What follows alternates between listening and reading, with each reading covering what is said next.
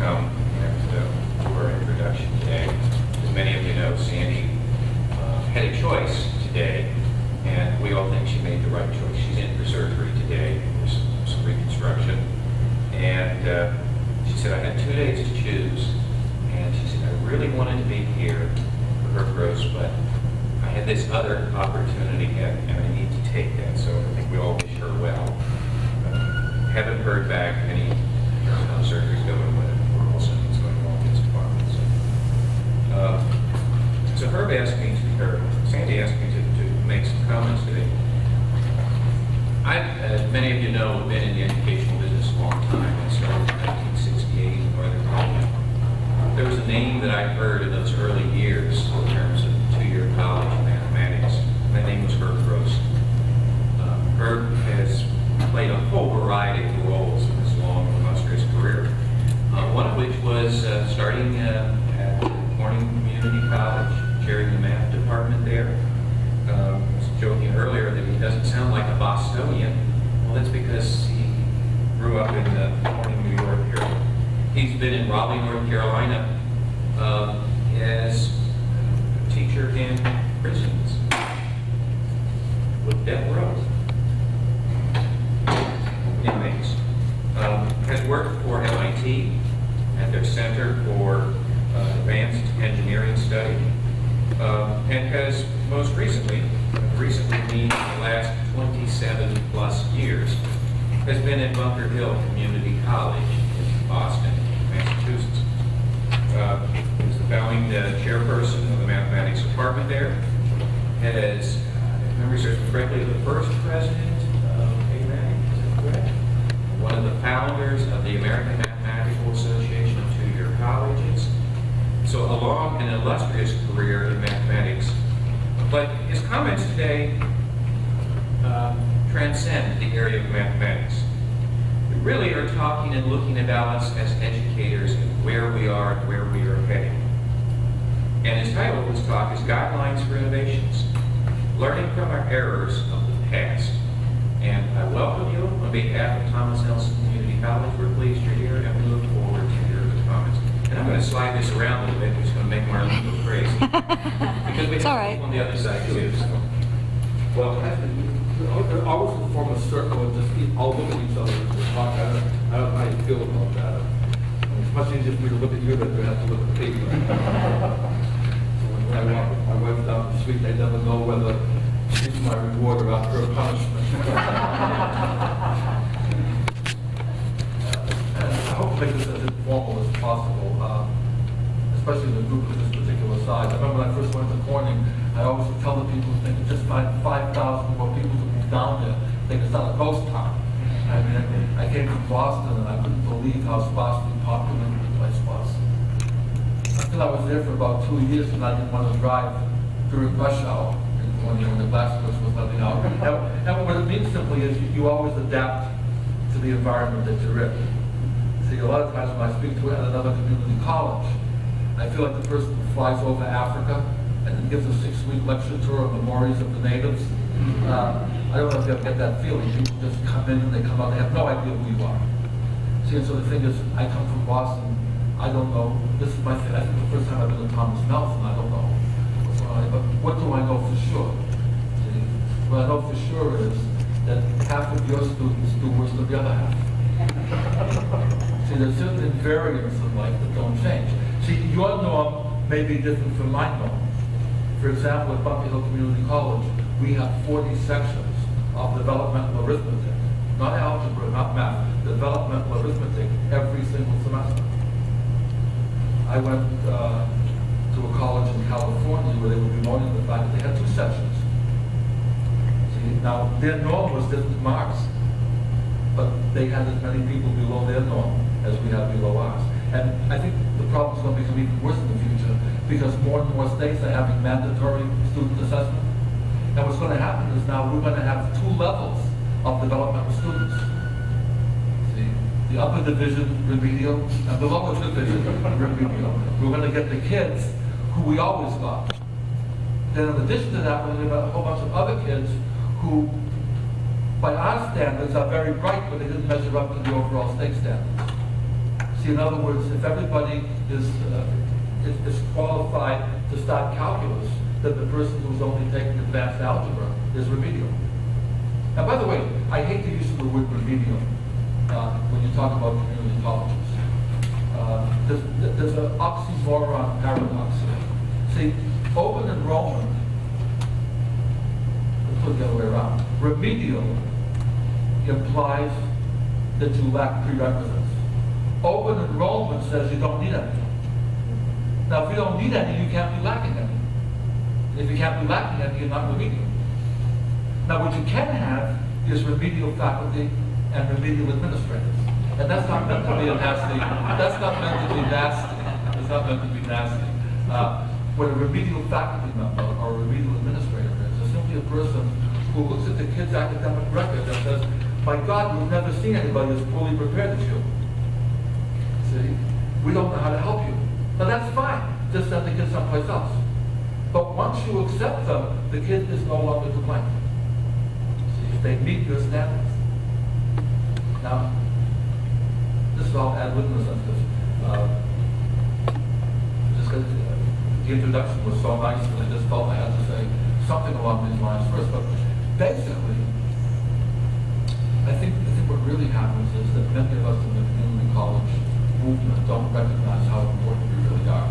So, in fact, I suppose what I should do, we have so much time, would it seem out of place if I just ask each of you to tell me who you are and what your position in the college is, and maybe even throw in what one thing you were hoping could conceivably happen in the session today that would help you more than maybe I could tailor some of these remarks more to what's relevant. It's such a small group. And by the way, small and unimportant don't mean the same thing. I love the story of the three Texans who were discussing their real estate holdings. And the first Texan says, I hate to boast. He says, but my spread is 1,000 acres and I call it the bar AAA.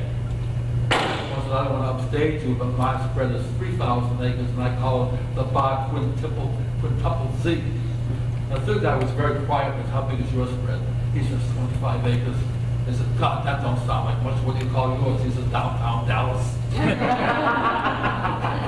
So, my guess is that the people who are here today probably need this get-together less than the people who aren't here. And that's okay. They call it preaching to the choir, but the choir is starting to burn out. So maybe it's not so bad to preach to the choir. The companion story to the one I just told you, though, is the other side of the picture. And that's the young preacher who has his first parish. And he's coming to deliver his Sunday sermon, and there's a blinding snowstorm. And there's 4 miles that he has to trudge from the parsonage to the church. When he finally gets there, only one parishioner has shown up. And the young clergyman said, gee, with only one person showing up, I guess I'll have to cancel the sermon.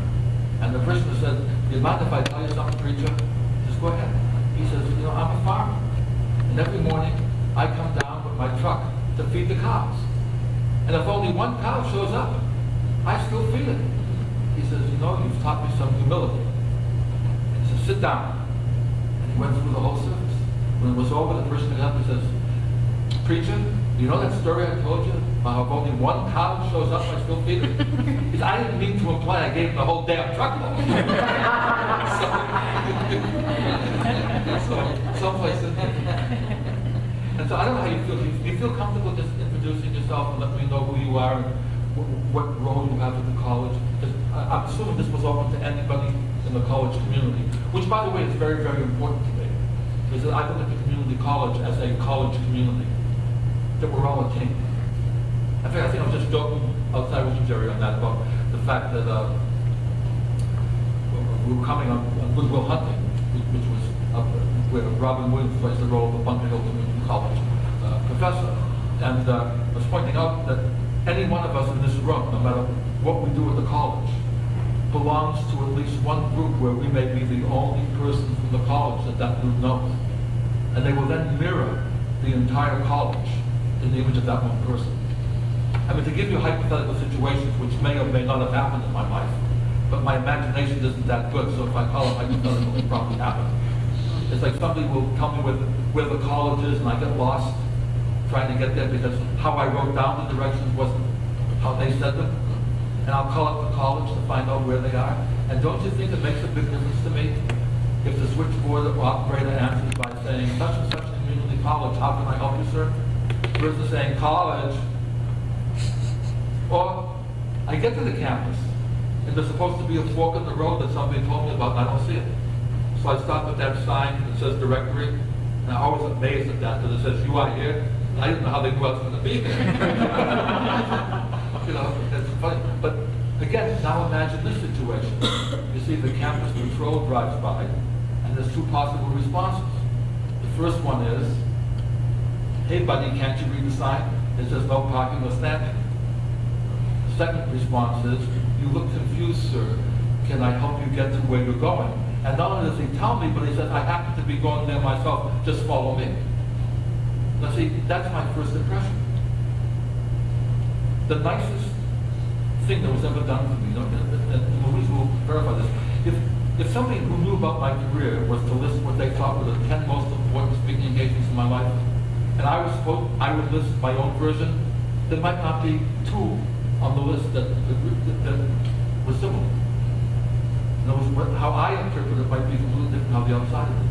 The most significant speaking engagement I ever gave in my whole life, as far as I'm concerned, was to the New York School Bus Drivers Association. And the reason was that the person who invited me, who was in charge of transportation for the Corning New York School District, was the president of that organization. They wanted me to speak. And I like this guy a lot. He's Bob Duncan. He's a really nice guy. He was a former athletic director for the high schools in the area. Now he's in charge of transportation. And when he told me the date, I already had something booked for that. That's the only time I refused an engagement is if I already have something else scheduled. But I felt heartbroken because this is the one date this guy had open. And I told him, I said, Bob, I feel terrible, but I have something else scheduled. He says, could you hold another date open? I'll call you back within the hour. And what he had done within the hour is he changed the date of his annual meeting to agree with the day I was free to speak. That's how much he thought of me as a speaker. Well, that was great, but now what's the problem? What do you say to justify why, you know, what am I going to tell them that somebody can say, wow, am I glad they picked him to be a speaker? And so I asked my friends who are liberal arts people, I'll just paraphrase their answer briefly. They said, how about talking about the role of the school bus driver in the development of Western civilization? And the other group, who we'll call the hard hats, said, talk to them about how important it is to be a safe school bus driver. Well, heck, that was their job. They should come to the Rotary Club and tell the Rotarians the importance of driving carefully.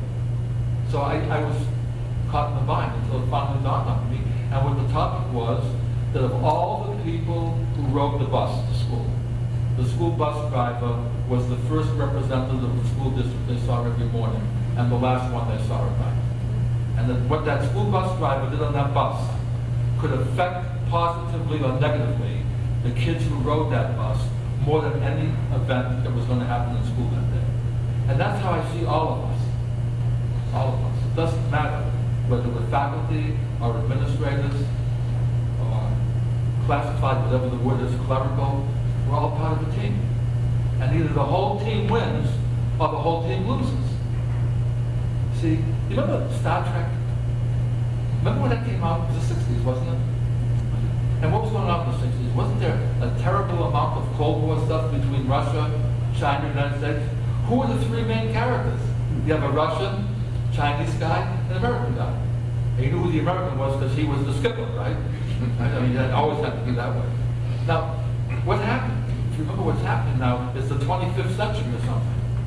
And these Klingons are such bad people that all these people that used to have problems on Earth now have to unite to fight the greater enemy. See, it wasn't that they loved each other, it was that they were threatened from without. We see now what's happened is whether we call ourselves administrators, faculty, or staff, we're the Star Trek crew. And who are the Klingons? The legislature, parents who say standards aren't what they used to be. Let's cut the budgets. Let's not pay for kids to take remedial courses at the community college because they should have learned this stuff in high school. I don't know if it's happening in Virginia yet. They're threatening in Massachusetts to stop paying for developmental courses because the kids should have known it before. Well, I don't care what should have been. It's what is. And if we stop paying for those courses, these kids aren't going to pay for it themselves. Where are they going to wind up? The military isn't going to take them because now they have smart bombs. We don't need as many infantry. See, this idea of joining the military so you can have 3 square meals a day and a roof over your head, that's been replaced by prisons now. Going to cut the prison budget? They don't cut the prison budget, that expands. You want to increase the prison population? You want to increase the homeless? Good, cut the community college budget. That's where the at-risk people are going. At least the ones who are fortunate enough to have got this far. See, my son is the assistant director of the Boston Trauma Outreach Center. And the stories that he tells me, he's only been there for a few weeks so far. He got that because of work he did in Turkey for helping the social workers there learn play therapy to help the 75,000 homeless kids from the earthquakes. 33,000 school-age kids commit suicide in this country every year. 33,000. We're not talking about the kids who buy guns, not the kids who come and call them bomb threats. These are kids who already have seen life as being hopeless, as young as 7 years old. And what he tells me is these 7-year-olds are jumpers. They don't know how to use guns yet. They're not clever enough to know how to hang themselves. They're jumpers. They look for a high window when they jump. Imagine being a teacher now in the 3rd grade trying to teach long division, being harassed by the National Council of Teachers of Mathematics to improve your teaching strategy, and you have to look at all those windows to see if any of your at-risk kids are getting too close to them, and you tell me you're going to be concentrating that much? These kids aren't making it to college. I worry about the kids who don't get to us. And there's more and more of them that's happening. Our job is going to be even more important, see, in the 21st century than it was in the 20th century. And these kids are going to see us as one of my favorite religious parables. Maybe you've heard the story about the man who's on top of a mountain, 20,000 feet above the ground, and he slips and falls. He's about to fall to his death when he grabs hold of a very fragile shrub. And clinging to it in desperation, he looks up to the heavens and he says, "Is there anybody up here?" And this voice booms down and says, "I'm up here." And he says, "Who are you?" And the voice says, "I'm God." He says, "Can you help me?" And now the voice becomes very exasperated. He says, "Of course I can help you, that's why they call me God. But because you even asked me that question, you must now show me a token of your faith. Let go of that shrub." He says, "Is there anybody else up there?" We're that fragile shrub to which hundreds of thousands of kids have clung through. So I was telling Jerry and some other people, since 1958, which is my first year associated with community colleges, there have been 10 million community college graduates in this country. Now what's interesting about this is I was saying this 10 to 12 years ago.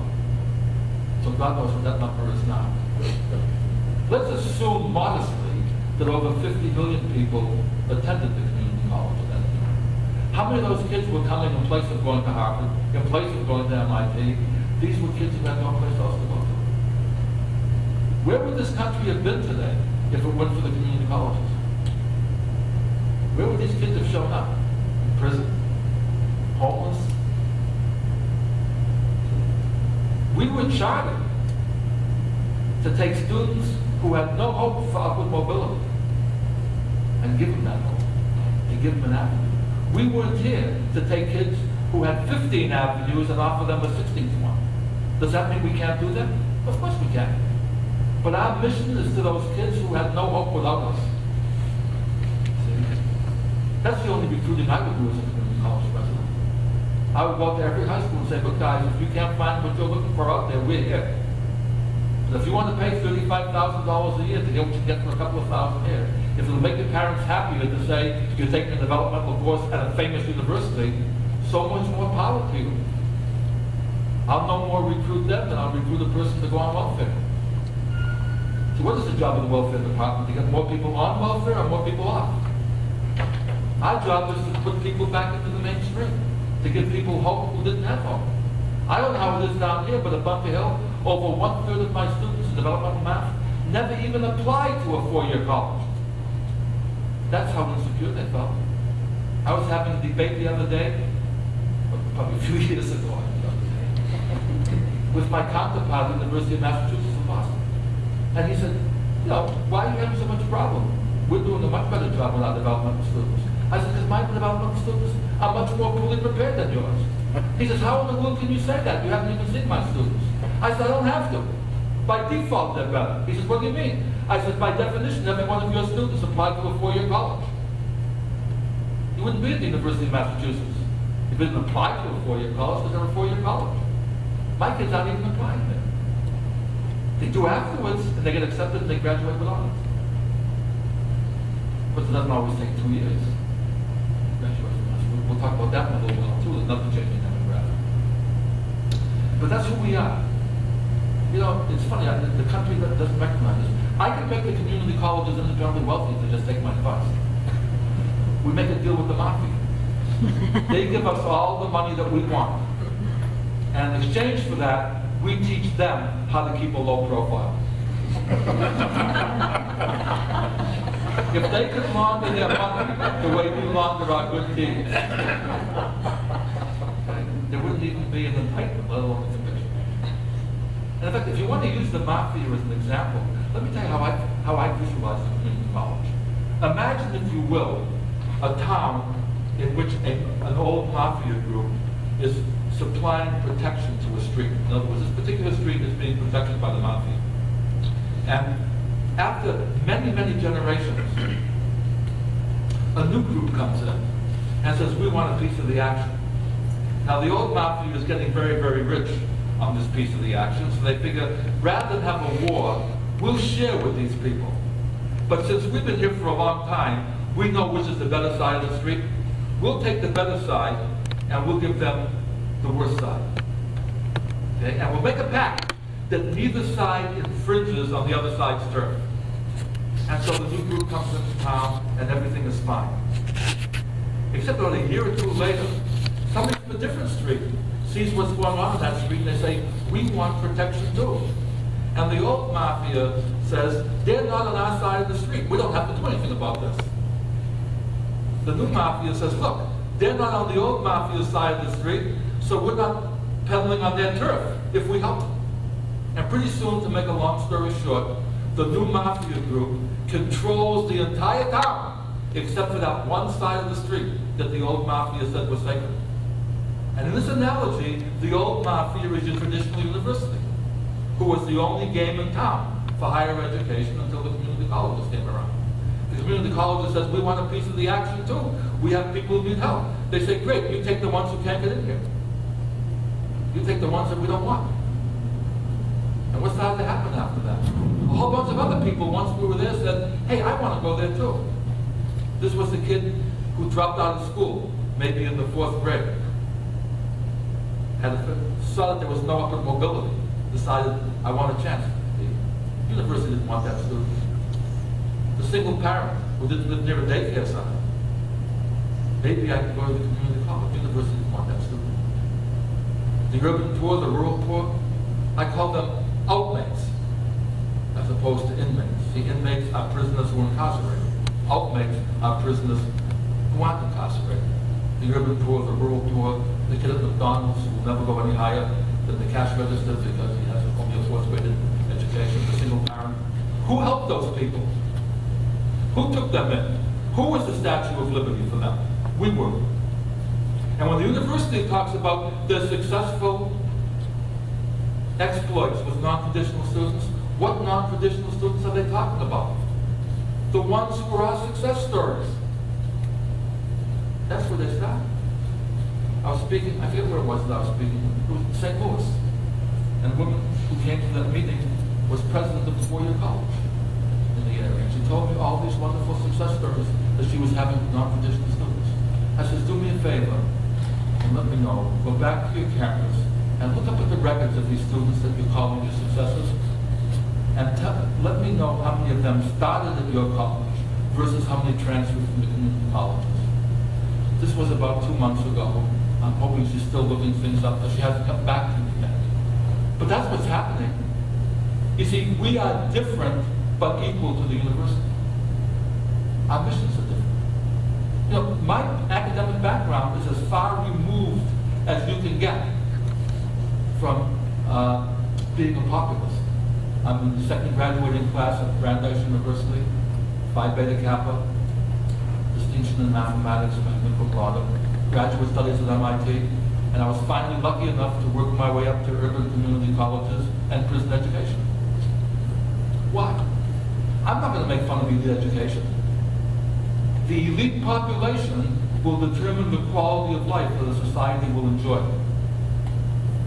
I love Bunker Hill Community College, and I'm convinced if we ever find a cure for cancer, it's going to come from the University of Virginia. It's going to come maybe from Duke, maybe from Harvard. I'm willing to bet it's not going to happen in the Bunker Hill Community College chemistry lab. On the other hand, whether that society will survive long enough to enjoy those benefits will depend on how well that society treats the lower half of its population. And that's who we are. See, we're the ones that allow the elite population to have an audience on which to perform. That's our mission.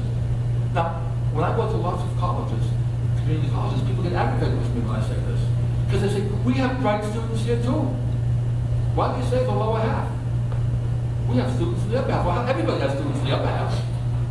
You know that MIT has 50% of every class is below class average. That even in a place as bright as MIT, there's always a guy who graduates very last in his class. It even happens at Duke Medical School. Guy who always graduates at the bottom of his class. They call him doctor as he graduates. But there's always a lower half, isn't there? And you can't cleanse it. I mean, if you did away with the lower half, all that would happen is the lower half and the upper half would become the new lower half. Always going to be the lower half. You can't change that fact. See? And not only that, if the universities had to cope with that, do you realize what a disaster that would be? First of all, most of those guys couldn't do that. Because they're not trained. Yeah, when I was at MIT, I always believed that people were born knowing fractions and long division. And I get the opposite extreme. One of my students at the North Carolina prison said to me, Herb, I love you as a teacher, but let's just be honest about it. God made fractions hard and there's nothing you can do about it. People have trouble with that. Secondly, suppose they were adept at teaching this type of student. What's then going to happen to the elite students? Are they going to have time to teach everybody? We do a fantastic job to allow the universities to stay pure.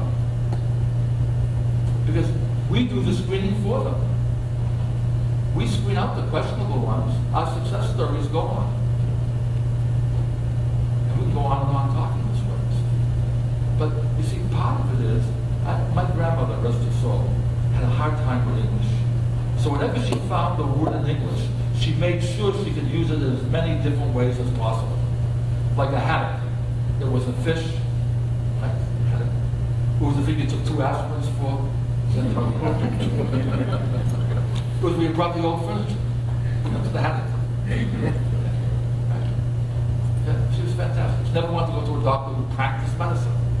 When he's through practicing, we'll go to one. Practicing medicine. Well, see, in the community colleges, we do just the opposite. We have 3 completely different things that we talk about. And we treat them as if they mean the same thing. You know what the 3 things are? Community college, junior college, and 2-year college. The students use those interchangeably sometimes. I go to the 2-year college, I go to the junior college. 3 completely different things. First of all, the junior college is much older than the community college. It started over 100 years ago. But it wasn't a comprehensive community college. Where did the original junior college start? Do you know? Massachusetts. You know, they were like, we only did that after we found out other states were making money on it. California, the Midwest. The Midwest, Illinois. I gave a convention address at the community college and started in 1900. And it was a branch of DMAT, the Des Moines, Iowa Community College, a little town called Boone. And so what happened was, these were agricultural communities. And some of these bright kids on the farm couldn't come to college because they had farm duties. So what did the college do? They said, well, the first 2 years of college are the same for just about everybody. We'll start 2-year branches. So what happened is now the kid would only have to go away from home for 2 years instead of 4. That was the genuine meaning of the word junior college. By the way, when I was at MIT and I got recruited to come to Corning Community College, what do you think the chances are I would have gone there if the president, the founding president said, I'm the president of Corning Junior College? I'm going to go to a junior college after I've been at MIT? No, I'm already at a senior college. What do I need a junior college for? But what about the phrase community college? It doesn't say whether it's 2 years or 4 years. Do you hear that in the title? Do you hear whether it's public or private in the title? Do you hear whether it's voc tech or liberal arts in the title? It's what? A college that exists for the community. See, the 2-year college part, the junior college part, is just part of our overall mission. Truman is the president who made us who we are today. Who were the first non-traditional students? Only the word wasn't coined at that time. The World War II veterans.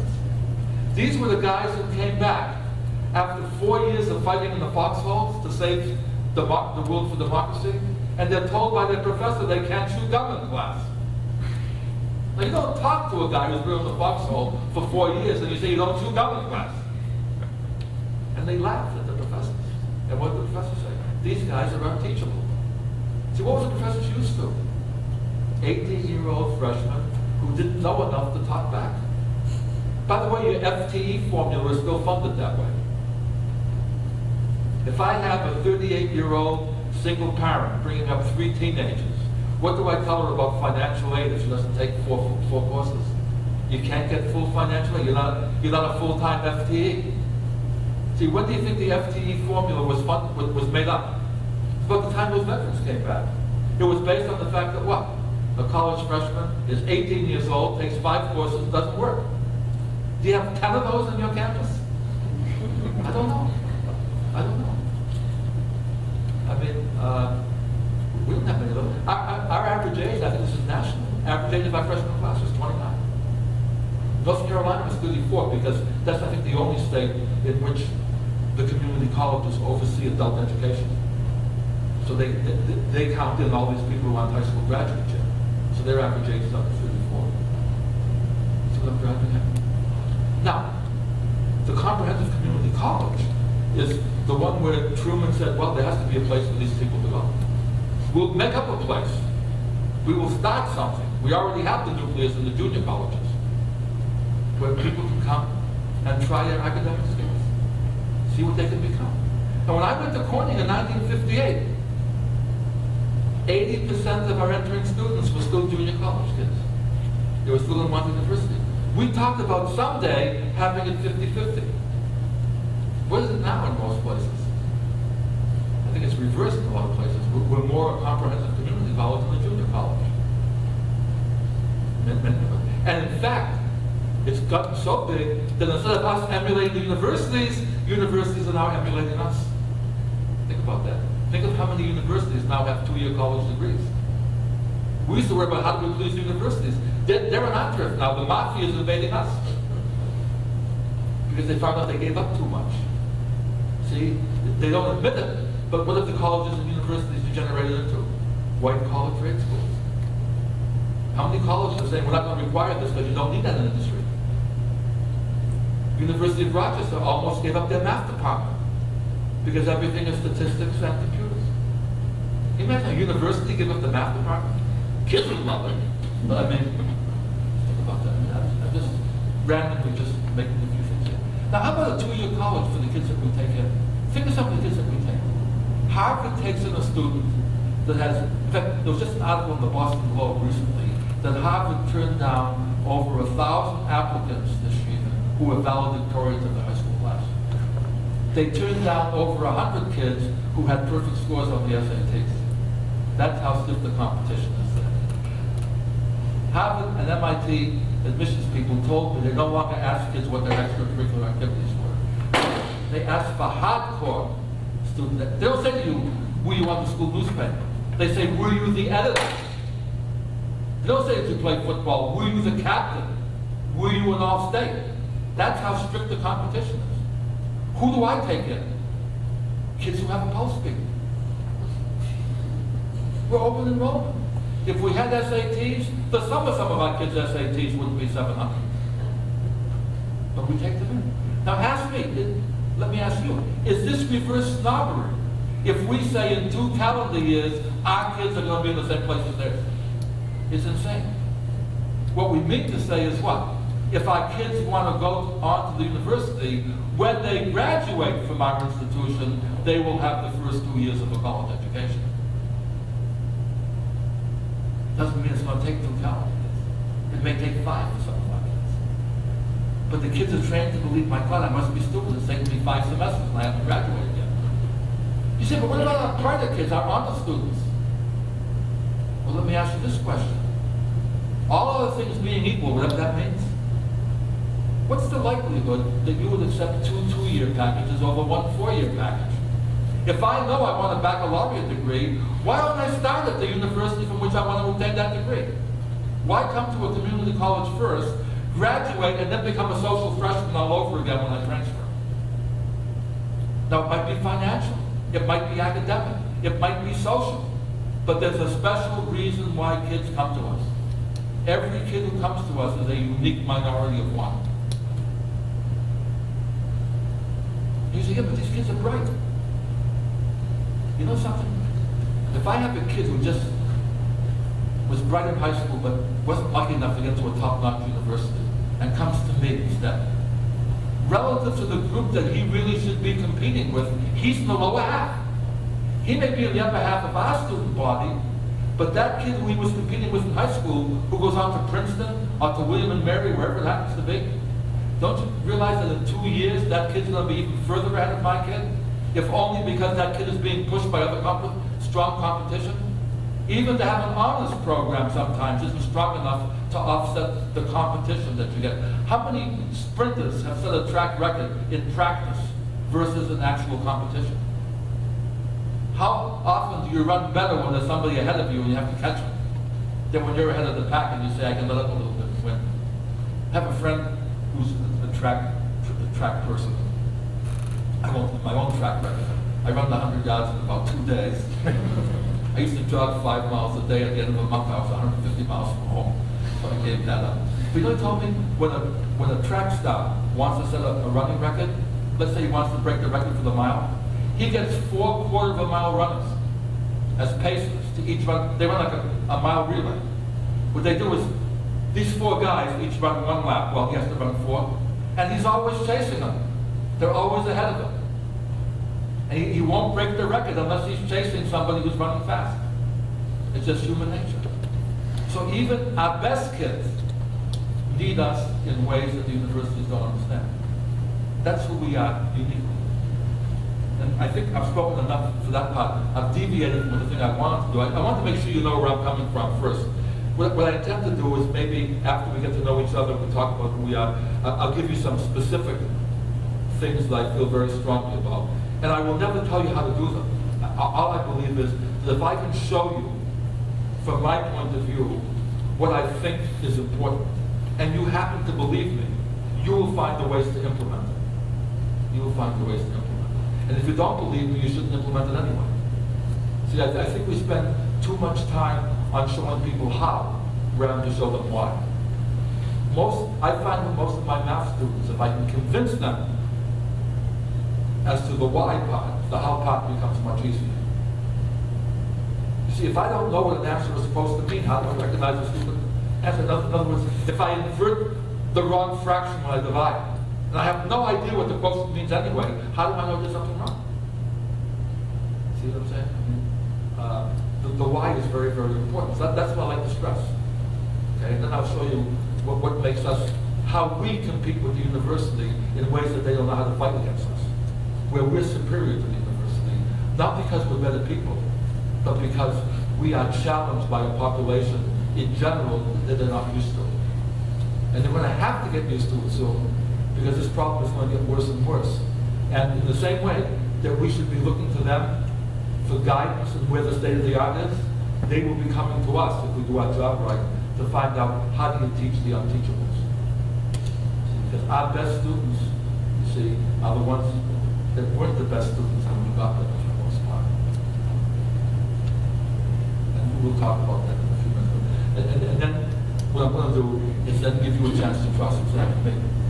In fact, I'm hoping in the next few minutes, as I get to know who you should have you each identify yourself to me, what your role is at the college, and what one problem, or what anything you want, what one thing you would like to see answered before today is over. And then that will become the basis for part 2, where we address the questions that you bring up, not the questions that I bring up. In other words, in terms of a court of law, what I'm doing right now would be called direct testimony. I'm talking about what I feel like talking about.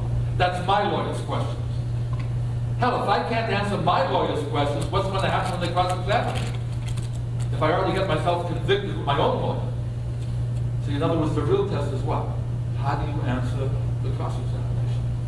So we'll take a little break after that, and we can stay as long as you want, or as little as you want, it doesn't matter. And hopefully we'll bring up some things that will maybe give you some things to think about, and maybe have in-house workshops afterwards. See, who knows the students at this college better than you guys do? See, that's what we're interested in. One of the reasons I drifted away from Mathematics, which is a group that I was not only the first president of, but the motivation behind it, you see, was that I believed in the uniqueness of every community college. See, politically, I'm very, very liberal. I believe in a strong federal government because I don't trust the individual states, especially in some parts of the country, to do what I think is right. For the community colleges, I'm an ultra-conservative. I believe that each community college knows best what's right for the people it services, because that's where the people are. What's the rough figure I heard? 80% of community college graduates remain in the area. These are the people who become your next generation of citizens. You're the ones, the only ones who can teach these kids, and you're the only ones they trust. See, I might know what's better for average town USA than you do, but I don't know what's better for your students than you do. See, so that's part of what we have to do. It's going to be up to you, and I think that you can do these things, provided that you see certain avenues that maybe you didn't notice before. Mistakes that we made in the past that I've learned from. And we'll talk about those. If you don't mind, if you could just stop over here and just tell me who you are, what your affiliation with the college is, and if you feel like it, something you'd like to see successfully addressed by the time today is over. Anything you want to say? I'll go ahead and start. Ron Davis, Dean of Instruction and Student Development. And I'm interested in encouraging a community of dialogue about teaching and learning. I'm Joe Henschel. I'm the Interim Dean for Workforce Development. I have been here for just under 2 years in kind of an organizational change agent role, about to turn the reins over to a new Dean of Workforce Development. And I'm interested in ideas about how to stretch the resources when you're in a lean organization which is under-resourced to take on and embrace new challenges and new goals and initiatives. That's a tough one, isn't it? That's what we did, that mafia money. That's right. I'm Linda Clark. I'm the grant specialist. I've been here for about 3 weeks. And that's why I'm here also to learn about the community college system and how to gain funds and resources from community college. I'm Barbara Gibson, the reference librarian, and I'm looking for ways to get more students use our facilities and innovative ways to reach out to our more diverse students. That's an interesting thing to bring up, because I have students who are so diverse in terms of the pressures that are on them, that even if I make my videotapes available to them in the Learning Center, they don't have time to watch them. In other words, I have to have a program called Take a Teacher Home. It sounds very simple. But basically, if I don't have those videotapes for them to take home, they're not going to watch them. Because that's the only time they have the chances, when the kids are sleeping or something like that. I think it's a very big problem. I'm Artemis Balker. I teach history, and I guess my biggest challenge is trying to try to be innovative and keep trying new things when there isn't always funding for some of the things you want to do. You kind of lose your initiative every now and again. Not only that, but your job is much, Motivation. yeah, you know something, your job is much harder than mine. People look at math as being harder than history in a way. The difference is in math, you cannot run out of John and Bill Marple problems.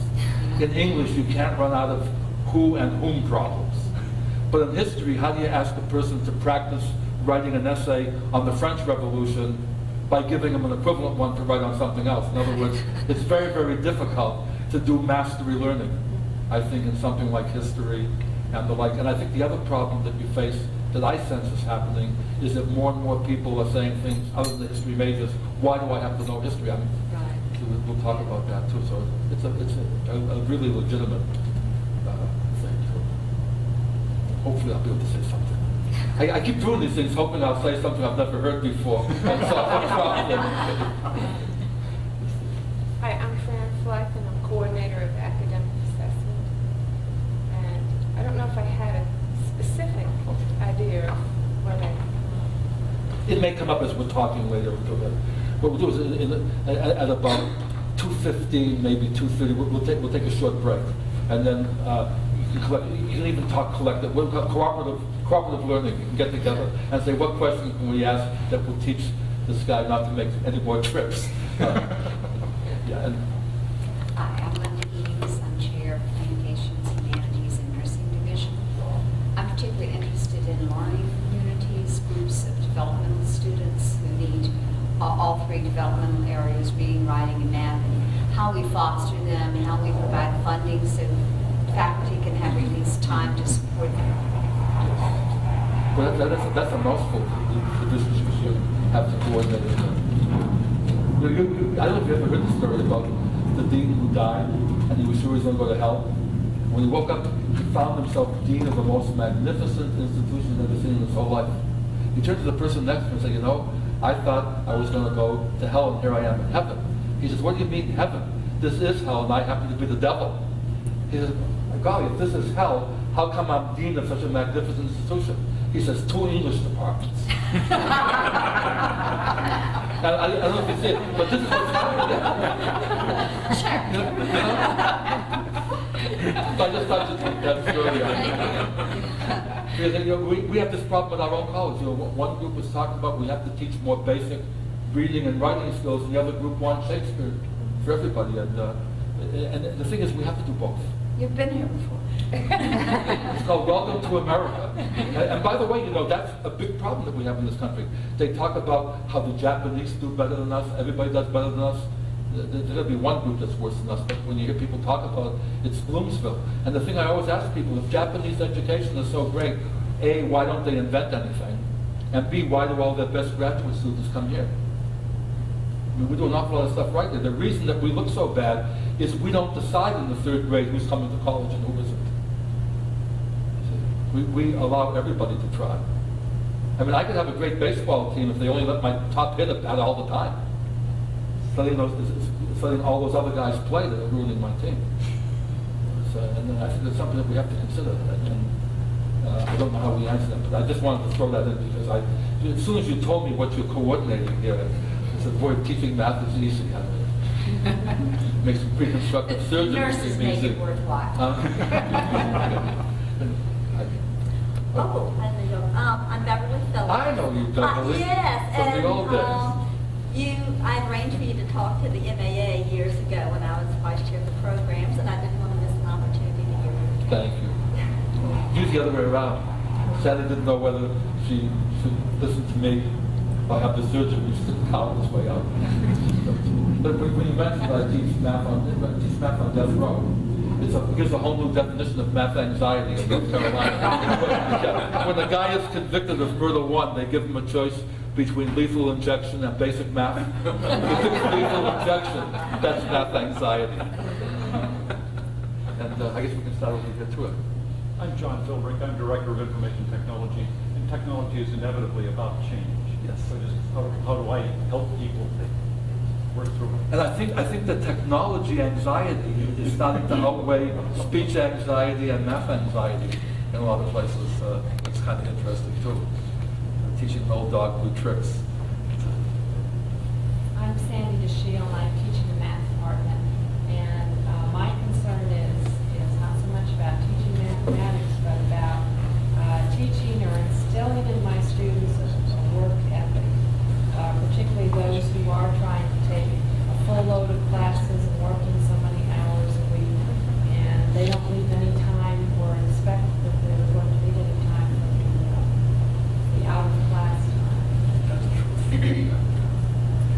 that's something that never happened in universities before.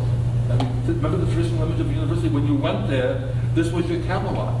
You just went there to expand your mind. You weren't worried about bringing up a family at that time. I mean, I don't know how you feel about it, but certain days in class, I think it's a miracle if common denominators are in my students' top 50 priorities. I sometimes have 100% absenteeism, even when 90% of them are there, because their minds aren't with me. They're worried about where the rent is going to come from the next month, worried about a whole bunch of other things. So that is a real problem. George Dory's mathematics, seen you before in previous conference. Thank you.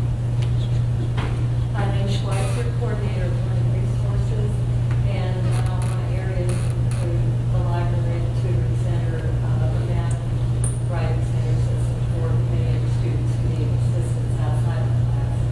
So I'm hoping that I can learn some new techniques or ways of reaching the students. In fact, at the risk of alienating everybody else to make your position seem even more important, I think that the area that you're in may become the future of what education is going to look like. That it's not that we're going to give up classroom teaching. It's that we now, for the first time, have the technology to allow a teacher to lecture to 15 different students on 15 different topics at the same time. It's called videotape. But I sometimes say, as I'm talking to you here, I have students in North Carolina in prisons listening to me lecture right now. It's a very neat system. I made up a name called Second Generation Interactive Video because the NSF thinks that videotape is a dinosaur now, so I can't say we have videotape. We have Second Generation Interactive. What that means is the inmate sees me on videotape, but asks his classroom teacher. In other words, the classroom teacher is a generation removed from the person who gave the lecture. And that sounds so great. And I don't want anybody to tell the NSF this. It's just plain old videotape. We'll talk about that too. I'm Lisa Draper in the nursing department. I thought I might pick up some tips on teaching and learning. Nice program, nursing program too. We have a good program. Well, the whole concept. See, I look at ourselves as care providers for some of our students. In fact, when you talk about rehabilitating people, people make fun of me for spoon feeding my students. And I often wonder how people drank soup with a fork. I mean, to me, spoon feeding is nurturing. And think of how many patients in the hospital now need TLC as much as they need the actual medical knowledge. And look at how the profession is going in terms of many nurses now becoming what they call nurse practitioners, junior doctors, and the like. And what we're doing is what we're giving up on the TLC part in places, simply because of the pressure of a whole bunch of other things. But I digress again. I'm Susan Conrad. I teach developmental reading. My daughter has been the goalie on the varsity soccer team, and we've been teaching each other not to have expectations, just to be. I guess I'm always looking for a nugget I can take back to give more help to my students. That's great. Talk about that. I think it's very important. Reading, if there's anything that's more important in development of math, it's development of reading. I would not allow development, if I had my way, students would not be eligible to take developmental math until they could read it at least 6th grade level, because they can't do word problems. How many times have you heard a student say, I can do everything except the word problems? And in the textbook of life, that's all there are word problems. See, when the kid says, I can do everything except the word problems, he's like, I can do everything except what's important. So the ability to read is much more important, especially with the technologies available today. See, by pushing a button, you can get the answer to any question that you ask. What if it's the wrong question? See, in many cases, we haven't built a sophisticated enough artificial intelligence to say, hey, Mac, are you sure that's the question you wanted to ask? And I heard a nugget last night that I think ties into what you're doing. I spoke at the Penn CTM meeting at Christopher Newport. It's the Peninsula affiliate of the Virginia Council of Teachers of Mathematics. And one of the teachers there was referring to the kindergarten teacher and say, in K through 3, you learn to read. From then on, you read to learn. So you can't get away from reading as the main form of knowledge transmission. And have you ever noticed how many things on the internet are just a printed page? For kids who can't afford to buy a book. If you can't afford to buy the New York Times, you just dial it up on the internet and read it for nothing. If you can't read it, don't matter. Sorry. I'm Sue Silverhorn, and I'm Health and Physical Education. I'm sort of along with Sandy. It just seems that more and more of the students are in the class to get the credit. And to be able to motivate them to want to get more than just the credit out of the class seems harder. And by the way, that's the research we as community college people should be doing. Again, to make a digression, see, I was a senior lecturer at the MIT Center for Advanced Engineering Study. I made 83 videotapes in calculus and 17 volumes of study guide that MIT used all over the world. Okay? For the Department of Corrections in North Carolina and the Department of Community Colleges.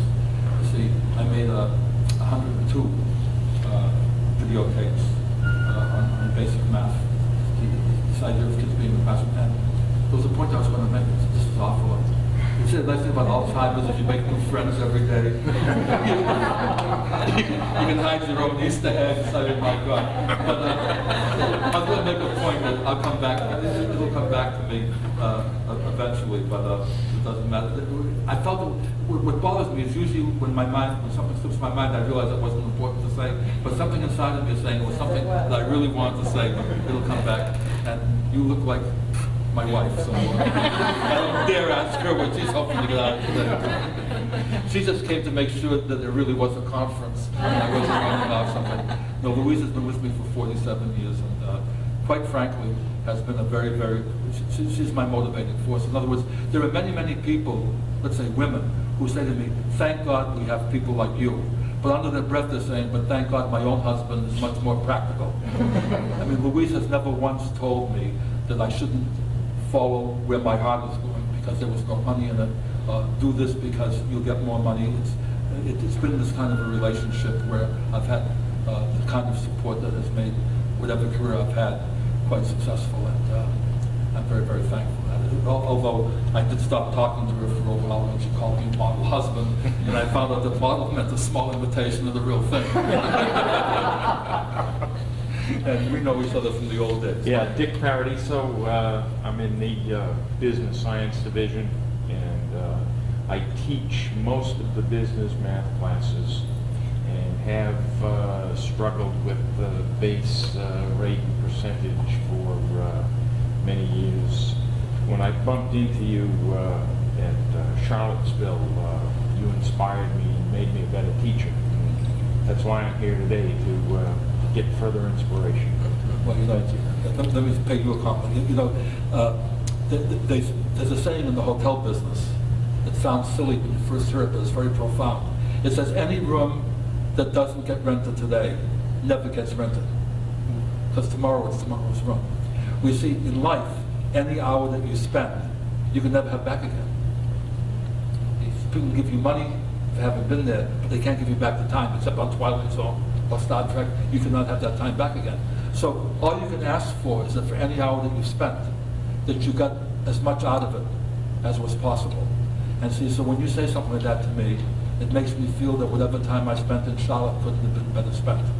And so that does as much for me as anything that I've said anybody's done for you. Now, I don't want you to think you're just the person who runs the thing. You are part of the college community, so if you don't mind, and you'd like to tell me who you are. Sure. I'm Marlene Waters, and I work in the audiovisual department, and I serve all these people that are in this room with audio and video and photography. Is there any nasty thing you'd love to say to them that you're afraid to that I can say for you? Or? No, better not. Okay. Or any questions like that? That's fine. I'm Rex Evans. I'm a magician, and I work with the creative staff to extend learning beyond the classroom in the areas we call cooperative education and career services. That sounds exciting. I'd like to come to one of your lectures.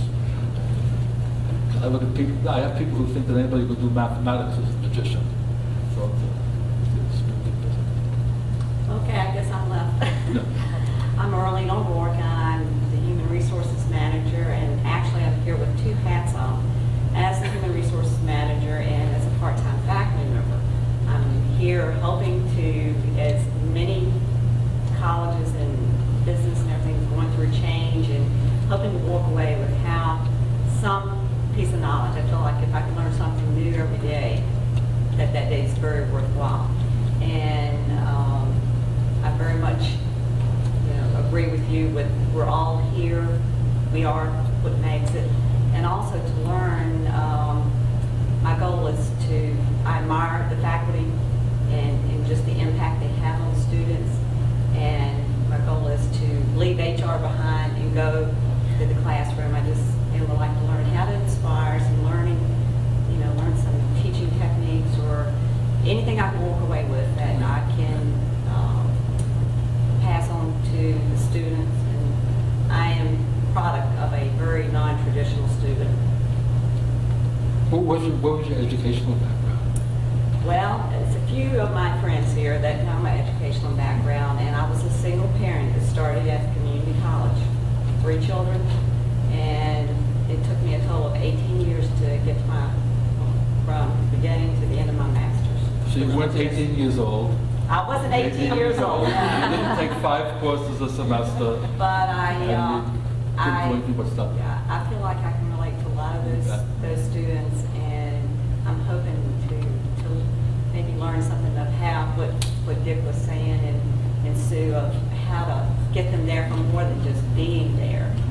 And so I'm a novice, and I'm just trying to. We're all novices. If I ever write my autobiography, by definition, if I don't, nobody will. It's going to be entitled, "I was born very late in life." Well, Dick here was one of my professors, Dick Paradiso, and he a number of classes, and he inspired me then. That was many years ago, and he still inspires me, right, Dick? Wow, that is. We know it's funny. I was talking to the group last night. People don't know how to visualize numbers. In other words, mathematicians are the only people who see numbers as nouns. Everybody else sees them as adjectives. In other words, 4 means this many, right? How would you describe 4 without doing something like this? Only mathematicians can do that. You see, lay people can't. So they only understand numbers if they're used as adjectives to modify nouns. So to show people how big a million is, you simply ask them, when was the millionth day since the birth of Jesus? Now look, at this is the year 2000. If there were 400 days in a year, 2,000 times 400 is only 800,000. There won't be a million days since the birth of Jesus until the 26th century. That's how big a million is. Now, if you use seconds instead of days as the noun, a million seconds is a little bit less than 12 days. A billion seconds is over 31 years. A million is to a billion. That's 12 days is to 31 years. You think I ever had a prison inmate say to me, "Herb, I wasn't paying attention yesterday when the judge sentenced me. It was either 12 days or 31 years. I can't remember which one it was."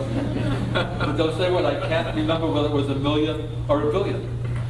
See, and that's part of it. And you see, what's kind of interesting is, as big as a million is, if you double 2 20 times, the result is already over a million. That sounds amazing, doesn't it? 2, 4, 8, 16, 32, 64, 128, 256, 512, 1,024. 10 twos multiplied together is already over 1,000. A million is 1,000 thousands. So what that means is if you went out and only helped 2 people, each of those 2 people helped 2 people, etc. By the 20th link in the chain, over 1 million people have been helped with nobody having to help more than 2 people. So when you said, if I could just learn 1 new thing a day, that's a lot. Think of how many days you don't remember learning anything. Like that risque story, not risque, but the couple who had 8 sets of twins, and they interviewed the father on television. Said, "Do you and your wife always have twins?" He said, "Oh no, lots of times we don't get anything." Probably close to nothing. My son has a mouth, he calls me 288 because I'm too gross. But anyway. Yeah, in fact, my daughter, when she makes reservations for us, always does it in her first name because she can't stand to hear them say, "With a gross party of 5, please come to the house." The fun name. Anyway, I thought what I would do is a couple of things, then we'll take a break. Do you feel this is worthwhile so far? I mean, because I really want this to be your session. Let me tell you just a few things that I learned from the new math. that gave me scars that I tried to learn from, and where the title Guidelines to Innovation came from. That basically, when people sprung the new math on the teaching profession, you see, this is one of the few times where the public and the teachers found out about a problem at the same time. The difference was the public didn't have to know how to solve the problem. The teachers did, and there wasn't enough time to develop how to do these things. You see, and the mistakes that we made in the math community was, and these are the guidelines I made up myself for what I call guidelines to innovation. Before you start any innovation, sit down and really answer the question, what's wrong with what we're doing now? Because if you don't know that, why are you changing it?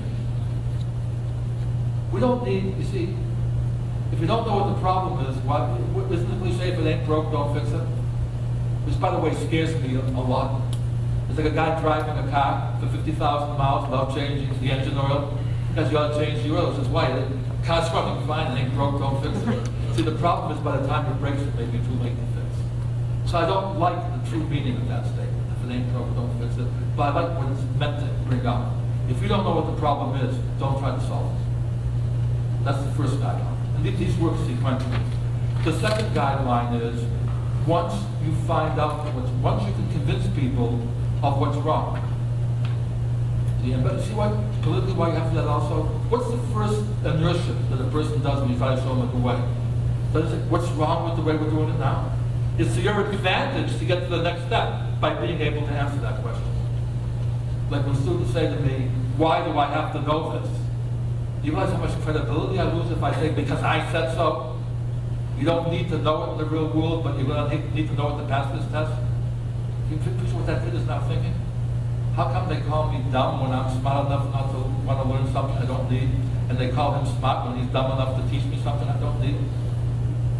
And does the stuff have to be relevant to the student too? If that kid says why, that's a cry for help. Remember, the next best thing to being good at something is to convince yourself that what you were bad at wasn't worth knowing in the first place. And if we don't answer that question, there's no need going on. Second guideline is, once you've successfully answered that question, explain why your method solves that problem. Because we don't need two ways not to get the answer. Oh, you can't get the answer this way, here's another way not to get it. See, does your method solve the problem, or is it just another ego trip?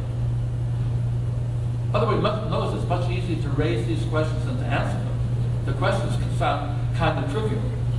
It's the solutions that have to be innovative. And by the way, it works at all levels. See, I think that one of the reasons that innovation fails, isn't the big phrase today, you're told by your superiors to think outside the box? Have you heard that phrase, think outside the box? The problem is that they're inferring that as you think outside the box, come up with a solution that's inside the box, so we can implement it. And the problem is that to go outside the box to solve a problem may result in having to go outside the box to implement the solution. And so it has to work both ways that way. It's like the father who sees his 10-year-old son watching television and says, son, when Abraham Lincoln was your age, he wasn't wasting time watching television, he was studying. And the kid looked up at his father and says, Dad, when he was your age, he was president. I mean, it's a two-sided coin. Okay? The third step is equivalent to, did you wash the baby away with the bathwater? In other words, anything can be improved. And in the course of improving this, did you ruin something that was good about the old? You know, if the old has been around for a long time, there should be something salvageable there. If you have a house that's been wonderful and all of a sudden you see a crack in the ceiling, do you say, oh my God, first the ceiling, now it's going to be the roof, and pretty soon the house will catch fire? Or do you hire somebody to plaster the roof? You don't throw away the whole house because there's a crack in the roof, a crack in the ceiling. Maybe some people do. It's not the wisest thing to do. That's why revolutions don't work. Because all they do is interchange the role of the oppressor and the oppressee. The old regime may have had something good to recommend it. But you see, politically, you can't admit that, because otherwise, why were you fighting? See, when you try to bring about political change, you can't ask people to fight a war against an enemy that's 70% bad and 30% good, or 60% bad and 40% good. They have to be what? 100% bad. That's why Korea and Vietnam were such disasters, because we couldn't picture them being 100% bad. It was easy with the Japs and the Trouts back in World War II.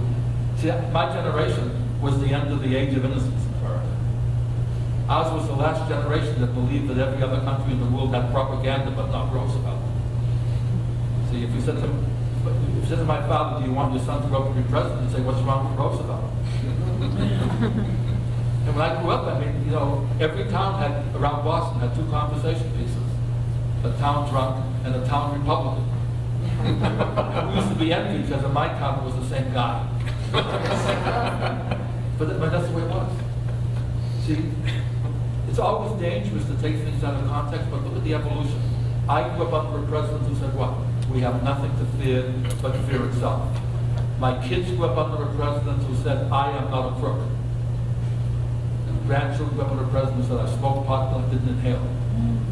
Now, if you look at the evolution of those 3 statements, does it tell you something about society? I admit that I'm cropping stuff here, but there's a message there too. Okay. And the fourth ingredient is, given all the work that it took to bring about this change, and we solved the problem, given all the other problems that we're faced with, was it worth expending this much time and money and energy? Could we have served the time better? See, these are the kind of questions that we have to think about this way. Now, what I'd like to close the session with, and by the way, I don't like to advertise my own materials, but I do have videotapes that I think can be used as a catalyst for staff development. I have 4 half-hour tapes called The Teacher as Coach that will go into this in much more detail. And it's not a money-making thing or anything. I mean, I even give the tapes away if people needed them or wanted them. That's not the issue. But the thing is, I think something we have to recognize is a sports analogy. You remind me of that when you talk about your daughter, the soccer goalie. In sports, we recognize that great players don't automatically become great coaches. Anybody who follows sports can think of examples of great players who failed miserably as coaches, and great coaches who failed miserably as players. In fact, when I was in North Carolina, where Dean Smith was like next to God, or was next to God, he used to get mad at him because he'd only make the Final Four, but only twice did he win the championship. Yeah, he always gets us to the Final Four, but he never wins the damn thing. And think about that for an interesting thing. Every March they invite allegedly the 64 best college basketball teams in the country to compete for the national championship. Do you realize that except for the team that wins the whole thing, the other 63 can go saying that the most important game we ever played in, we lost? You do not get out of that tournament until you lose a game. And as soon as you lose a game, you're out of it. So 63 of the 64 best teams in the country failed to win them. And Nike recognizes that with this very humane commercial that blasted the airwaves during the Atlanta Olympics, saying you don't win silver, you lose gold. What a horrible thing to have to admit that some person in the whole world is better than you are. You don't win silver, you lose gold. Is that a message to give kids today? Can you win and still be outscored? Sure you can. Dean Smith, probably the best basketball coach maybe that ever lived at the college level. Maybe certainly in the top 5, I would say. I think it was wonderful. I didn't know Dean was his first name. I think isn't it a wonderful place like the University of North Carolina has an administrator coaching the basketball. I thought that was great. But you see, he never played professional basketball. He never started a game for his college team. Yet he was the last guy to hold Michael Jordan to less than 20 points in the game. We just took him out whenever Michael shot too much. He was a great coach. But do you think anybody said to him, you can't coach Michael Jordan because you've never played pro ball yourself? See, a coach should have a t-shirt that says, ain't it amazing what you can do with your brains in somebody else's body? And that's what it takes to be a great coach. By the way, there's a saying that says great players make great coaches. It sounds like it's contradicting what I just said. It doesn't say that. What it says is if you want to be a great coach, just get great players. See, great players will make you a great coach. See, I can't coach a high school basketball team. I couldn't lose every game. I could have coached the United States Olympic basketball team in Barcelona, and we'd have won the gold medal. I would have started any 5 of those guys and given them just 2 instructions. The first one would be when you feel yourself getting tired, take yourself out of the game. The second one would be on your way to the bench, as inconspicuously as possible, tell me who I should replace you with. And that's all it would have taken. We'd have won the gold medal. These guys were too good to lose. See, that's who you're teaching at Harvard and at MIT. People once said to me, what's the most common form of instruction at MIT? Is it group-paced lecturing or self-paced mastery learning? I said neither. It's a method called winging it. You just come into class and say, what was the topic for today? It was integration by parts. So I don't have to give a lecture. And these kids would learn. And if it was too hard, they discovered this new thing called studying. And they learned it. They learned it. It doesn't work that way. See, academia is the only, if academia were a sport, it would be the only sport where they didn't believe what we just said. Academia says that great players become great coaches because what is the credential to become a university professor? Do they ask you for a treatise on how you would teach long division to a 40-year-old adult learner? Or they ask you, what did you publish? Who did you study with? Do you have a doctorate? All of which are what? Players' credentials. Players' credentials, not coaching credentials. See? And by the way, who gets invited to educational summit meetings? The players or the coaches, for the most part. The players, right? The university professors. And the ones who aren't players are the general managers. They're called governors, secretary of education. What do they know about what's happening in the trenches other than what we tell them? But we're not there at the summit meetings to tell them that. Look at the composition of any summit committee that gets together and see how the urban areas are represented or how they're not represented. We're trying to solve coaching problems by asking the best players and general managers. And they don't know the answers because they don't even know there's a problem. What do you think would have happened in my career if I stayed at MIT and the government said to me, Kirk, find a way to make mathematics more accessible to the lower half of the population? Based on my norm, what's the lower half of the population? The lower half of my MIT class. And I give them something that they marvel at and the rest of the country laughs at me. Because it's not relevant to the students I'm supposed to be helping. See, we are the coaches. We are the coaches. If you're a lousy sailor and you don't want to look stupid, don't take out a 12-foot dinghy. Take out the Queen Mary. It's kind of hard to capsize that sucker. See, we're not dealing with the Queen Marys. I'm going to be careful how you use that word today, but we're dealing with what? Those vulnerable 6-foot dinghies. We're dealing with the kids who somehow slip through the cracks. We are dealing with the kids who need coaches. And so maybe part of the direction in which we should go in to answer these questions about what do we do next, what do we do to help children.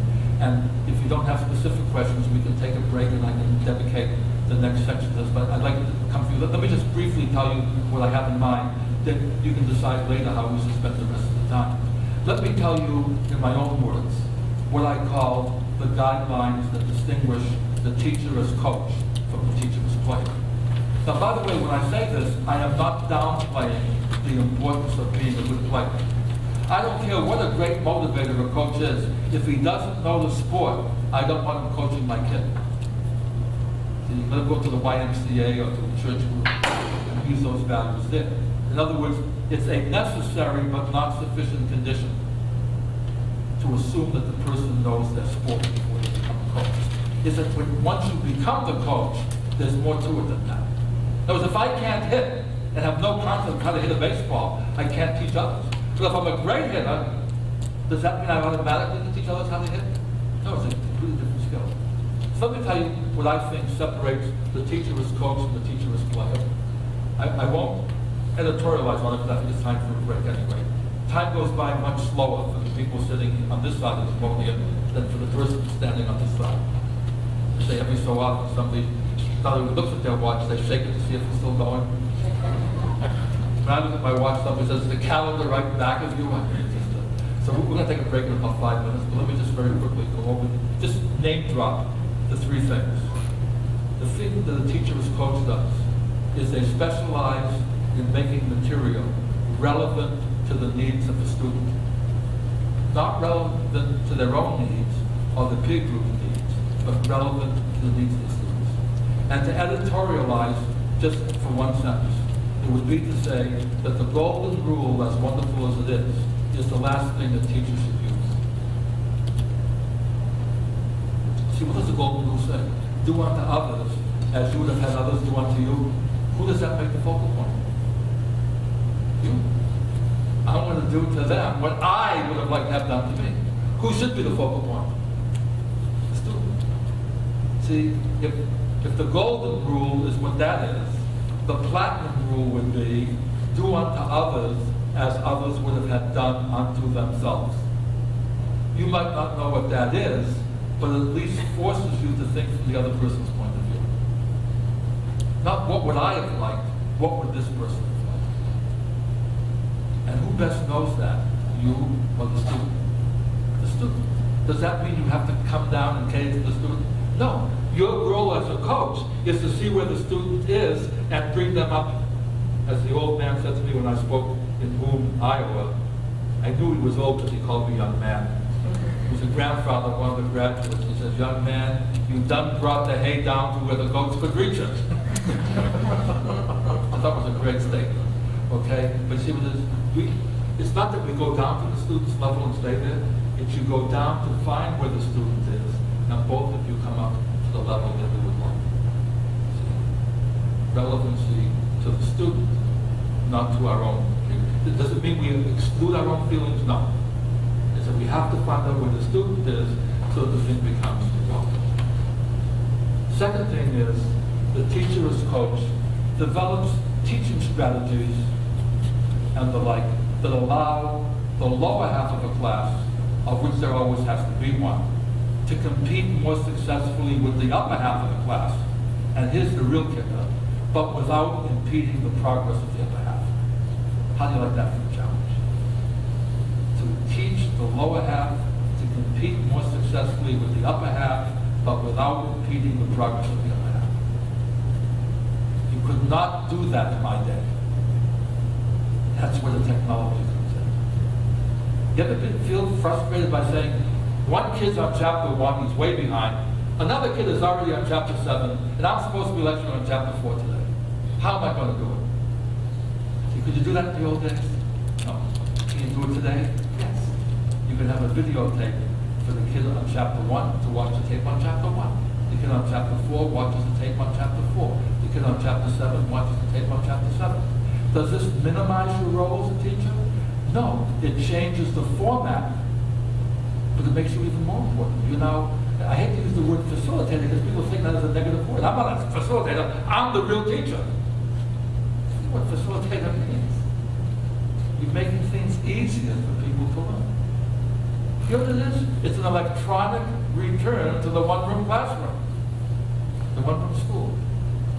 How many episodes on The Little House on the Prairie centered around a first-grade reading group where some 6-year-old is having a problem and some 40-year-old illiterate adult is also in that first-grade reading group, and the two bond? And there's a whole hour story about that. Now, if that wasn't mastery learning, I don't know what was. When that 40-year-old is in the same group with the 6-year-old, are they saying you're being grouped by ability rather than chronologically? Yes. Now, suppose you say, I don't think about self-paced mastery learning. I am the star of my classroom. Everybody's going to finish on time. And I'm not interested in appeasing these kids. I don't care how traditional you are. If a kid doesn't understand what you said on Monday, is there any hope they're going to understand it by Wednesday if they have no clue as to what to do? But suppose, as traditional as you are, you made a videotape of Monday's lecture. Can the kid watch it now as often as they want? And maybe by watching it enough times, just like a ball player watching a videotape, looking for his mistakes, is it possible that between Monday and Wednesday, they'll find some answers that will make Wednesday's class more meaningful than it would have been otherwise? And I have colleagues say, yeah, but damn kids, they won't watch the tape. Who cares? It's their problem now, not mine. Remember that salad tea bag thing? I learned more stuff on salad tea bags. I actually went through college in 2 terms. I don't know if you knew that. Yeah, Truman's and Eisenhower's. I entered Brandeis in 1949 and left MIT in 1958. And most of the good stuff I learned was from salad tea bag slogans. And one of them says, it's better to have something you don't need than to need something you don't have. It's very, very nice. See, when I made that stuff available, did I do my job? Yes. If the student elected not to use it, was that the student's free choice? Yes. Now, if the student would have used it and I didn't develop it, now is it my problem? Yes. See, I believe that the way we give students responsibility is not by making them become masters of their life. I mean, their life is in shambles sometimes. The way you make them masters is you give them the option of how they can improve with no risk. And if they're not willing to take that option, then it's no longer your problem. That's what you want. You say to the kid, here's a chance for you with no risk involved to improve. And if you're not ready to take it now, good, come back in 10 years when you are. See, I have a different type of second-generation student now. When you say somebody's a second-generation community college student, don't you usually mean that maybe his parent or an older sibling came? My new definition is this is a guy, the same guy who came 10 years ago, but he wasn't ready then. And now he is. And he says, boy, I wish I had listened to you this way 10 years ago. No, he wasn't ready then. He needed that 10 years to believe he should have listened to me that way 10 years ago. It's another speech that we can talk about, but we'll do that later. I actually should say, as good as I am, I'm very rarely invited back, so. And the third ingredient, which is the most important of the three, especially, and this one becomes even more important as the student becomes more and more at risk, is the one that we make the classroom as much as possible an extended family situation for that student. That the classroom should become a haven where this person can escape from the hecticness of their day-to-day existence and be in a place where people believe in them and support them. Now, do we vary as people in terms of how much we're willing to give of ourselves? Sure we do. Isn't there a saying in lending money that says never lend more money than you can comfortably afford to lose? That way if the person doesn't pay you back, there's no great big harm done. Well, it's the same thing with ourselves. Never give more of yourself than you can comfortably afford to lose. But if you really think about it and soul search, do you believe that most of us can give a little bit more of ourselves than we're given? You know what it takes? It takes high self-esteem. If you have low self-esteem, aren't you afraid that somebody's trying to pull the wool over your eyes? See, I'll have a kid come into me and say, I couldn't come to class today because my grandmother passed away. I said, well, I feel terrible about that, but don't worry about it. What does my office mate say? You really believe that crap? Probably the 8th time this year, his grandmother died. You know what my answer is? Who cares? If that kid is embarrassed enough to make up a story like that, there's hope. See, what I don't want is the guy to come in and say, I missed your class today, I'm going to miss it tomorrow, it sucks, I don't even care what you say, I hate the way you teach. Now I know I've lost. Kids look for me. See, kids, put yourself in this situation. You're positive that you can't make it, but you're too proud to quit. We have lots of kids like that. They say, how many kids say, I go to Harvard, but I'm transferring next semester? None. How many say, I go to Bunker Hill Community College, but I'm transferring next semester? Almost every one of them. It's like you have to be embarrassed to be at the community college. Not later, but when you first come. There's this feeling of insecurity. Why are you coming to Bunker Hill? Well, anybody can. I hear there's no standards there. Anybody can make it. They find out differently. That's not the point. They come to us. Are they scared of flailing? Yes. What do you think they're looking for? They're looking for you to bail them out. Insult me so I can have an excuse to leave. Give me something that's impossible to do so I can have an excuse to leave.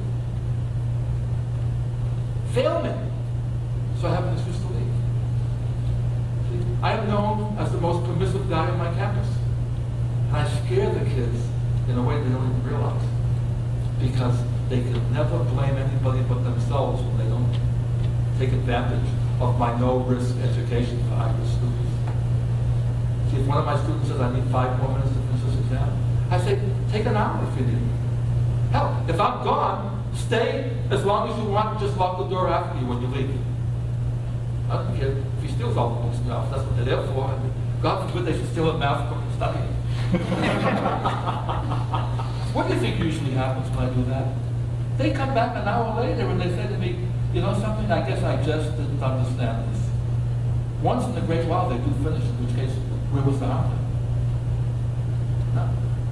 Now what happens now when the kid says, I guess I just didn't understand this? They realize now it was their problem, not mine. What would that same kid have said if I didn't give him the extra 5 minutes and the extra hour? I could have got an A if that SOB had given me the extra 5 minutes. But if I have low self-esteem, I'm going to say, my God, what are these people who think that community college professors are dumb people teaching dumb kids? What are they going to think when they find I gave this kid more time? See, you have to have this feeling of feeling so good about yourself that no one can possibly take negative advantage of you. The commandment that says, love thy neighbor as thyself, is deadly if you don't love yourself. If you're suicidal, how do you help your neighbor like you help yourself? It's not good. You have to have the kind of self-esteem that says, anything that I do to help this kid is worth it. I do very permissive things. If a kid wants to take a test over again, I don't say no. I don't say the second grade counts. I say take it over and the higher grade counts. Where's the risk? There is none. Great. Who does the kid blame now if he doesn't take the test over again? Had nothing to lose. What he's saying is it wasn't important enough to me to get up an hour to take that test over again. Now, by the way, that's where my work is easier than yours. You see, it's very easy to make up an equal but different exam in math. It's not so easy in history. Also, it's very difficult in history, in this pragmatically oriented world, to tell a kid that he can't make it if he doesn't know the 5 major causes of the French Revolution.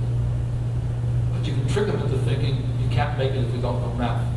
I've never seen a guy yet fail at anything in life and business because he didn't know math. If you're rich enough, you buy a mathematician. You're poor, you rent one. If you're too poor, you don't have, and you can't rent one, you have a friend show you how to do it. But nobody fails because they don't know math. And in fact, we use it negatively. If you say to a little kid, says to me, whoever uses fractions? I say, well, carpenters use them all the time. He says, big deal, I won't be a carpenter. To scare him right out of it. These are the problems that we're facing. Does that mean that every kid that we have doesn't like math? No, but there are easy ones to teach. And even there's a challenge because what? They don't realize it, but the better they are in math, the more they're competing with a counterpart they don't even know yet, who's at a different campus. A campus they're going to transfer to in a year or 2 years or whatever it happens to be. And they are going to be competing then. See? What do we do for those students? You see, we're having a bimodal explosion at the community college level now. Our brighter students are brighter than ever. Our weaker students are weaker than ever.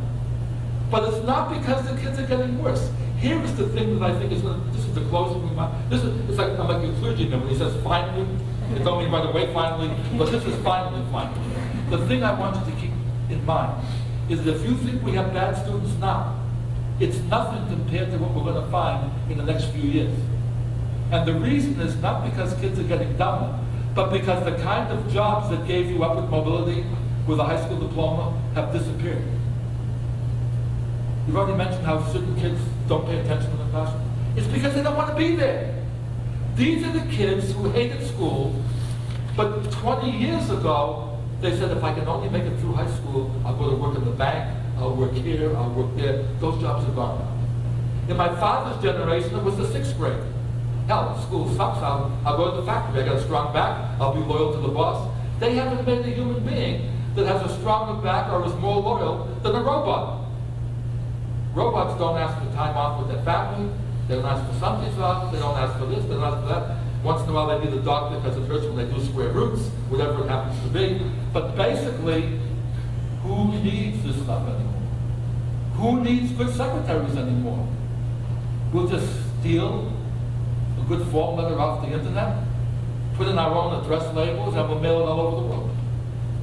We make fun of kids for playing. I mean, why don't teachers make up the kind of problems that the kids can't find the answers to on the internet? Instead of blaming the kids for searching the internet. What are you supposed to do in life when you're faced with a problem? Solve it. And if the teacher is damn fool enough to give you a problem where the answer is already available on the internet, why should you not take advantage of that? How much ethics do we teach in school today? That's not important, right? Can we have a course in ethics? No. Make every single lecture 10% ethics so kids can't get away from it. Don't have a course called ethics that the kids memorize and then forget right after they get the A in it. Ethics is not one thing. But if you can watch what big business is doing today, and now make fun of a kid for stealing something off the internet, there's hypocrisy there.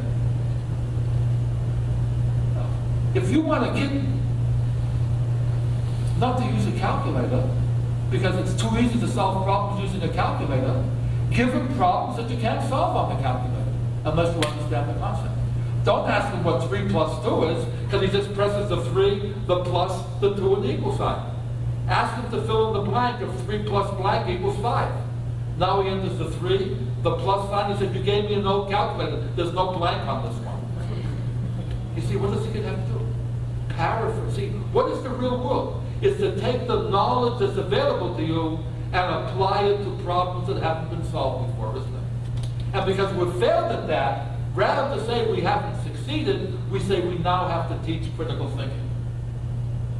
Now, I may be too old to learn new tricks, but can anybody here tell me the difference between what's called critical thinking today and what we called education in my generation? Thank you. I don't know the difference. I was told ever since I was a kid, you have to learn to apply this stuff. Now they tell me, well, that's critical thinking. It's like the kid was amazed to find out he'd been speaking prose his whole life. I say, thank God for James Joyce. I found out I've been speaking stream of consciousness my whole life. I'm bilingual, American and profanity. But basically, this is where we're at, and I talk much too long, but I get excited. I'm 71 years old. This is my 47th year of teaching, and I get just as excited today as I did in the old days. The only difference is I know much more today than I did then, but I had the energy to implement the things I didn't know then. I don't have the energy to implement the things I do know now. It's been the trade-off in my life this way. And I feel like the basketball coach who's had successful teams for 25 years, he doesn't go saying, I wish they'd give me football to coach next year. I'm tired of basketball. You see, if you're really a coach, you recognize that the sport isn't just the game. It's the game and the players. And when the players change, the game changes. If you've been a high school basketball coach who's won the state championship for 20 consecutive years, and the shortest guy on your team during that 20 years was 6'7", and the 21st year you come out to practice, the tryouts, and the tallest guy is only 6'1", does that mean you retire? Does it mean you change your values? Do you change your work ethic? No. But is it possible you might reevaluate the slam dunk and the other one? That's what's happening. We're not wrong as teachers. They've given us different players. And we have to be, what was it, researchers enough in the classroom to solve that problem. Because they don't have that problem at the university. Are they going to have it 20 years from now? You bet they are. Because the public does not know how to make value judgments unless they see credentials. And if everybody in the world now has an associate's degree, how are they going to know which associate degree guys are smart and which ones aren't? They'll say, let's see which one of these guys gets a bachelor's degree. Now pretty soon everybody has bachelor's degrees. How do you know who those smart ones are? We'll see who gets a master's degree. You can't inflate a dime and hold the value of a dollar constant. It just doesn't work. Sooner or later, the problems that we're solving now are going to be the problems that the university faces. And the marriage that I see is that we come to the universities to find out what the state of the art is. We're too busy to know that. We're working with kids who are terribly at risk, even our best ones. And in exchange for that, We teach them methodology. We teach them humaneness. And be careful, humanitarian and humanism and humanists are not the same thing. Most of the Nazi war criminals, by definition, were humanists. They love fine paintings, they love wine, they love dogma. There's nothing in the definition of a humanist that says you have to like people. See, we need more humanitarians. As I was once invited to lecture at a Baptist church in North Carolina. It's the only place I was ever introduced as an Israelite. Interesting. The sermon was entitled, "Too Many Christians, Not Enough Christ-Like People." So we have too many humanists, not enough humanitarians. We have too many tellers and not enough teachers. See, and this is who we are. We are the backbone of the future of America. And I really sincerely believe that. We'll break over here. We can come back and specifically try to get back to address what we talked about before. I can go into more details of the teacher's coach, self-paced mastery learning. That's where I think the future lies, in having all these videotapes, CD-ROM, internet, that does nothing but increase the gap between the haves and the have-nots right now. Everybody has videotape. Not everybody has a computer at home. See, what happens with internet stuff is that the kid who comes from an affluent home has a computer at home, can do homework, can do all kinds of things, buy all kinds of software. The kid who comes from a poor, an indigent family only gets to practice when they're in school. It's like two teams playing for the football championship, and one team has access to every single training facility, and the other team shows up only for games. And they can't understand why the team that only shows up for games keeps losing. See, we are the support system for these kids, and we have to do whatever we can in our power to help them. And if that sounds permissive, well, that's just the way it is, I guess. And I don't see this as contradicting anything you may believe in. Can you all visualize that the things I said about the teacher as coach can fit into your scheme of things, no matter what your standards are? It's only when I tell you how to implement these things that I'm now preaching to you about the technologies. If you want to see this in a real vivid form, just fold your hands. I think this is very interesting. I learned this in a left brain, right brain seminar, and it doesn't mean anything to me except that it's interesting. See, when I fold my hands, I have my left thumb over my right thumb, okay? Other people, when they fold their hands, have their right thumb over the left thumb. No, you can either fold your hands this way, or you can fold them this way. Whichever way you do it the opposite way. Not just the thumb, it's the whole hand. Can you do it this way, or you do it this way? Now, how comfortable does the other way feel? Awful, doesn't it? How does it sound if I say to you, look guys, some people fold their hands this way, some people fold their hands this way. But since I'm more comfortable folding them this way, that's the way we're all going to do it from now on. That's how we teach sometimes. And by the way, if you think the folding the hands one is funny, do it with your arms. I can't even do it. Notice how you fold your arms. Now do it the opposite way. I spent 20 minutes trying to figure out what the opposite way is. It just feels completely unnatural. And this to me is the 1-minute lecture on cultural diversity. And what do we tend to do? We call it logical if the person's inane habit happens to agree with the way we do it. And illogical if it's the other way. Okay, but anyway, I thought that